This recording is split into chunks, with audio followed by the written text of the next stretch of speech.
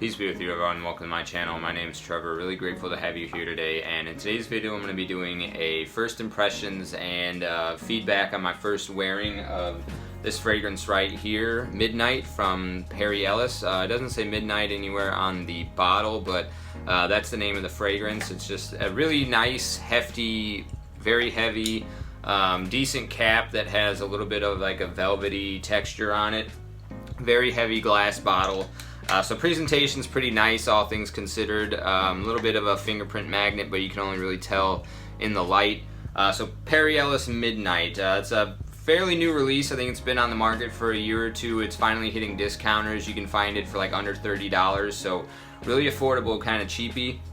Relatively unexplored, I would say. There's less than 10 votes for this on Fragrantica and Parfumo combined, at least at the time of filming this video. So what we have here, I've got the note breakdown written here. In the top, there's going to be apple, cinnamon, and orange zest. I think on Fragrantica it has amber listed in the top notes, but if you go to Perry Ellis's official website and check out the description there, it says that there's apple, and then Parfumo also has apple in the top notes. Mid-notes, we have geranium, rosemary, and orange blossom, and then the base has amber, vanilla, and tonka.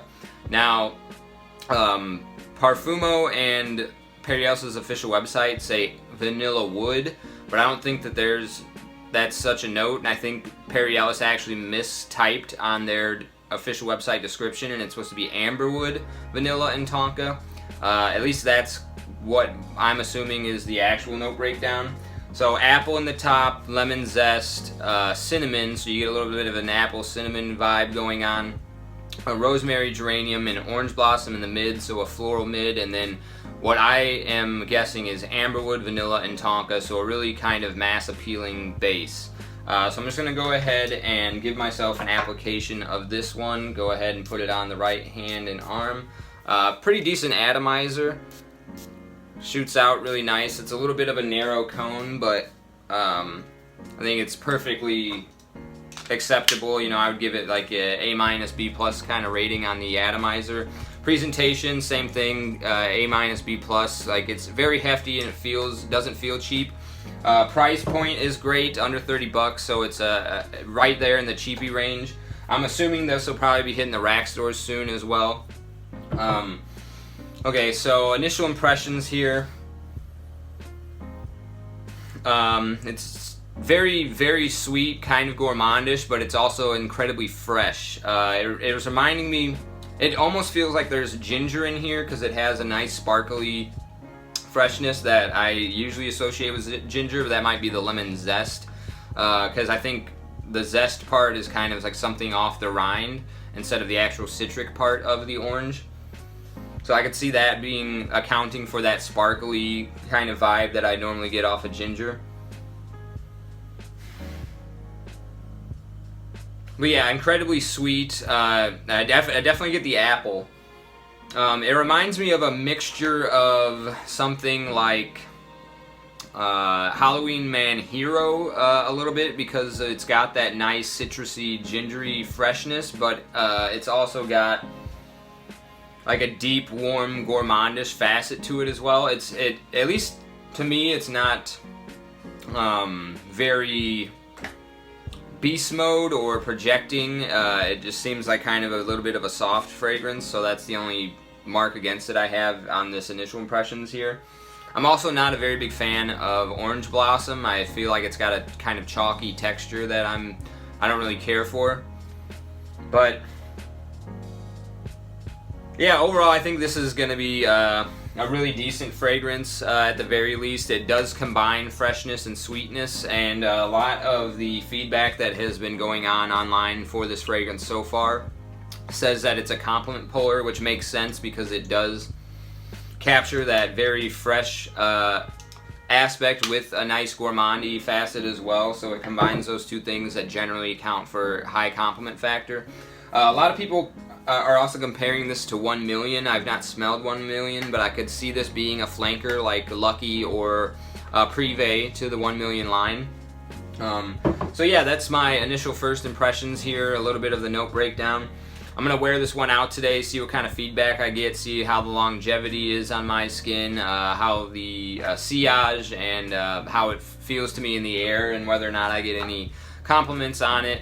So I'll look forward to seeing you here in a couple hours. Okay, so I'm back with my follow-up review on Ellis Midnight. I wore this all day at work yesterday. So I got about a good, I want to say 7 hours longevity on this one, so really good longevity for a cheapie. The projection lasted me about a good 2 hours, and I was catching really nice whiffs and feeling and smelling the sillage in the air for that first 2 hours. After that, it kind of died down and became a skin scent, so unfortunately, even though it lasts a long time, people probably aren't going to be smelling you beyond that first 2 hours.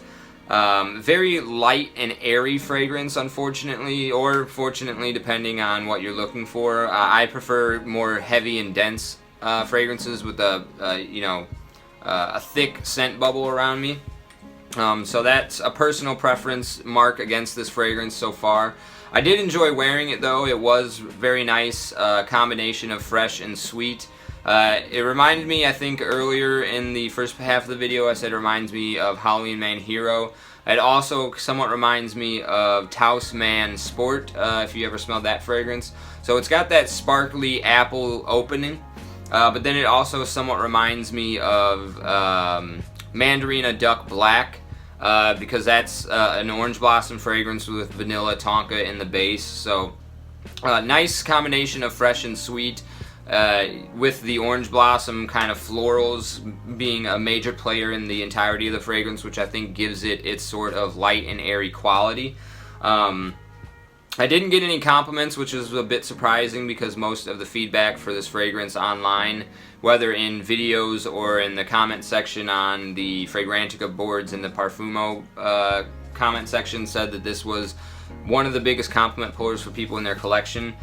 So I didn't get any feedback or compliments from staff or customers when I was working yesterday, and I had a good 8-hour shift, so there's a lot of opportunity for that to occur, and it does occur when I'm wearing things like Sauvage Elixir. So again, this was only my first wearing of this one, but I think it is a bit juvenile, so I say this is a good fragrance for 30 and under.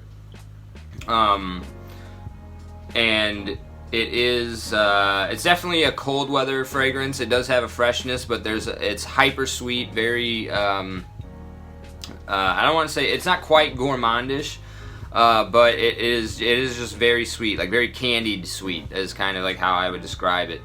So I guess it's gourmand in the sense that it's edible like a candy, but it's not like baked goods or a gooey vanilla or chocolate kind of vibe. But yeah, like I said, good sillage. I was enjoying the way that it was blowing around in the wind for that first 2 hours or so. The dry down after the apple and the cinnamon and the orange zest kind of die down and that sparkly aspect goes away. It's a very nice, very creamy, ambery vanilla tonka, so mass appealing in that sense. If I had to give it a rating, I'm going to say it's probably like a 6 out of 10. It's a good fragrance, but not something that I would repurchase, at least right now. Maybe if it gets some maceration and kind of gets a little bit more dense, I could see myself inclining towards this one a little bit more. Also, I've only worn it, twice now, and in the month of January in the depth of winter, so maybe this might shine a little bit more in the spring or the fall. I don't think it's very much of a summertime fragrance, so again, this is just my initial impressions and first wearing feedback. Yeah, so I mean, decent projection, really good longevity, especially for the price point, under $30. Fresh, zesty apple pie, kind of cinnamon apple, orange zest opening, and then a dry down into kind of like a floral, generic, very light and airy vanilla tonka. So yeah, I mean, I would say it's probably a pass if you do see it. I wouldn't necessarily go out and get it right away. If you do see it at the rack stores and you get it for a good price, like, maybe check it out if you're a collector or you've got a channel and wanted to review it for yourself. But as of right now, I'm going to say maybe pick it up if you're a younger guy, like I said, under 30, but 30 plus, I think this is a pass for me at least. Although I do applaud Perry Ellis, you know, they're trying, and this is an original fragrance, I would say. I don't think it's a clone of, I mean, people do say online it smells like 1 million, but I have some other fragrances that are supposed to smell like 1 million. I've never smelled the actual 1 million, but this to me seems like it's its own thing. Despite, you know, mixing fruity sweetness and freshness, I think this does its own thing. So, you know, kudos to Perry Ellis. They're trying, kind of getting their foot back into the game. Like I said, really nice presentation. But for me right now, it's a 6 out of 10 and a pass if you see it out. So, I'll be looking forward to get some more wear in some different weather conditions. But that was my first impressions and review of Perry Ellis Midnight. Appreciate you sticking with me to the end of this video. I'll see you in the next one. Take care.